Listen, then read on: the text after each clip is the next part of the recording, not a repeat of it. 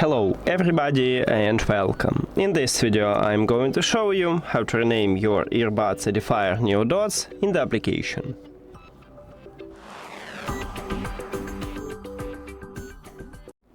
You have to start by open EDIFIER Connect application, and of course we need to add your earbuds to the app. After that you go to the settings at the right top, and right here we have a name at the top. Near to the name we have this pencil icon. Tap at this icon and write the best one for you. You can also remove some text, but I wanna only add this one. The most important is to click Save at the right top. Confirm, and now we just did it, rename it.